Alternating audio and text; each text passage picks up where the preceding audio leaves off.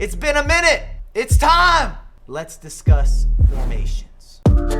Beautiful people, what's happening? Welcome back to the YouTube channel. My name is LaBelle, and today we have formation discussion. I'm gonna give you a solid list because we've seen patches, updates, changes. This is where I'm at. If you want me to talk tactics, talking details on details on details, like the video, please and thank you. Also, this week, Gamers Academy, I am doing a group coaching session specifically catered and tailored towards formations and how they counter each other. Everything's linked down below, and you don't just get access to what I have to say. You see Mo Alba, Neil's guides, amongst many others, pro players, content creators, all encompassing. Let me know if you have questions. It's gonna be on Thursday. One last thing, comment section, what formation or formations are you playing? And what I'm gonna do is take this squad, and in this case, we're gonna go over 8 formations, and we're gonna have gameplay in each of those. And I rate Pato, I need to pick up that Icardi. I'm seeing what's happening around the community. Hit the notification bell, don't miss nothing. Honorable mentions. This is not my top 5, but I see these in rotations. I'm seeing success stories. They're becoming much more regular. And I asked you, I polled the community, Twitter specifically, at LaBelle, and your opinions differed on which formations are in the rotation. First off, 4-3-3, the baseline. None of the helpers, not the extra iterations or variations. And the reason I feel that I have to put this here when we're looking at the pros, I'm seeing pro player comp formation. They are taking this formation and using it in the highest regard. We just had a broadcast with EMLS. Multiple players, 4-3-3, brought back the classics. I like the wing release. That's not new material. You always are gonna have that space.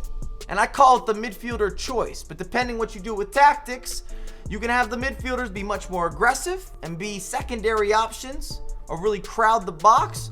Or you could run them a little more defensive, not necessarily what I'm after, where they sit a little bit deeper and then you rely on the front 3. As for the cons, I've always had issues with expression. If you're not gifted and talented with the skills and being even creative with some of the passing, finding these key intricate passes, this might be a formation that you struggle with using. It's also relatively basic, which for some might be a positive, for others it's a negative. For me, I want to have the overlapping free flow, fluidity, short pass, long pass, over the top, a little bit of loft. That's just me. 5-2-1-2, and this is my 5 at the back of choice. I don't use a lot of the 5 at the backs just because it has a negative reputation that's not necessarily deserved in more recent times, because what people do with those wing backs is they become overlapping runners. And it's unorthodox, and that's a big reason that you're seeing this formation used not only as a starter, but also as a finisher, also for chasing games. People don't know what to do, how to react. You got a lot of width, and you got a lot of versatility. You can play fast, you can play slow. Always a benefit. As for some of the negatives, defensive counters, even the spacing, it's sort of unusual. It's gonna have a learning curve. You will need to devote time to playing a 5 at the back, unless that is a bread and butter. That is your cookie cutter. That is your chocolate chips, your cinnamon toast crunch, your Rice Krispies. I stopped naming pairings. Should have included milk and maybe Nutella on the Rice Krispies. I'm not sure if that's a thing. 3-5-2 formation I recently used and actually made a video discussing more so around the squad versus the formation. It's attacking oriented. You will make chances. You've got that triangle of doom up front, and then you have those wing releases, or they can play more defensive, which does give you a little more in terms of a form of expression. And you have the ability to pressure, especially if you're pinning your opposition into their own final third or into the defensive half. Does that make sense? You lose the ball and you attack, you swarm, Mighty Ducks, Flying V, this is real. And then you have that variation or varying options with offensive expression in particular. However, with the cons, you're open for counterattacks if they're coming quick, especially these deep outlets and the way that people hit these through balls, and they got the Mbappes, they got the Cantonas like we have in action, the Neymars, those meta players. You might feel some of that. And I put 50-50s as also a negative. If you've played this formation a lot, you have to win matchups. You will be in situations and scenarios where you're going to play 1v1 defense quite frequently. Drum roll, please, into my top 5. Not necessarily listed in order, but I could produce. We can go to the grocery store. If you want to know, I'll put a list in the comments how I feel about some of these formations, just so you have a written guide to match up with everything that I'm verbalizing. Maybe for the English as a second language crew. I got you covered. And I would throw captions on these videos, but they don't know what the hell I'm talking about. The slang is confusing for the automation process of those captions. 4-3-1-2. Counterattacks, they're available. Gonna be quick passing. R1, you're hitting those driven joints, followed by a couple through balls. Speed of play, high energy, both of those go hand in hand. In fact, shake my hand. If you don't play like that, this might be a deal breaker. This is an offensive formation, aggressive, in your face. You have to play at a certain speed if you want to maximize the 4-3-1-2. If you're going to be slow with the build-up, this won't be you. And that's where the cons kind of come into play. You got a lack of width. I know some of you will have the overlapping fullbacks. That's your outlet, I understand. And your pressing options are a bit more limited. And with these narrow formations, many people do use them for pressuring. However, you got to go all in. And what I mean by that is you're sending the defenders, you're sending all of your midfielders, everybody is going forward. That's not something that you can keep up throughout 90 minutes. That means you're switching into this formation as maybe a chase formation, which is temporary.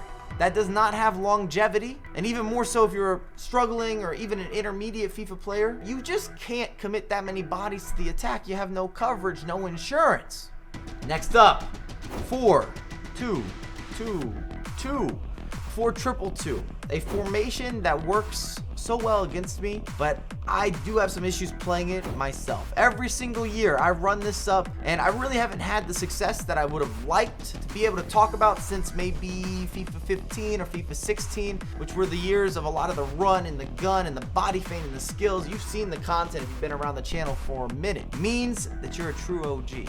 And it starts with the defense. It's solid. Those two holding midfielders, they sit so deep, and they sit right on top of those two strikers. From my experience going up against this formation, even using this formation, you're shutting down a lot of early outlets if they want to go central. If your opponent wants central, good luck. If you're not committing them forward, direct play. And that's going to be a staple with the 4-2-2-2. Over the top, quick passes, through balls, hitting people's feet. You're looking to put your opponent in an uncomfortable position time and time again, which we might as well throw in the through ball releases, whether it's out wide or it's down the center lanes. Someone is always on for a through ball in this formation.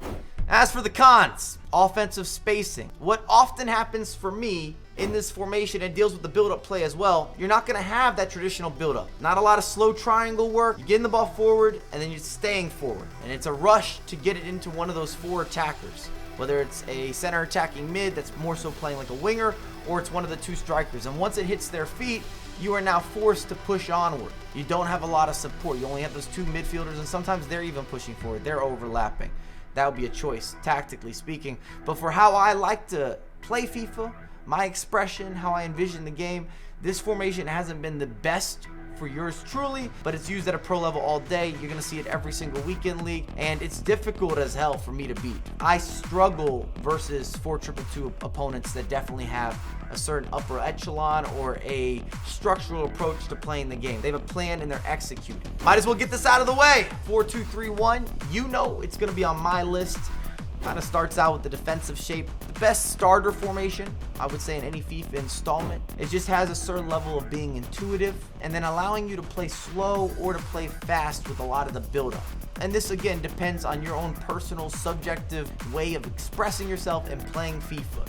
Whether that is more the tiki-taka, whether it's slowed down approach, you got some switching of the pitch. And the reason I say intuitive is it's natural, it's organic. It just feels that players are supporting runs in the correct places. This is a formation where the characteristics of knowing how players should, would, could, and will be positioned, there's benefits. And you have outlets. I've always appreciated with the 4-2-3-1 that when I overtake possession, I can go out wide.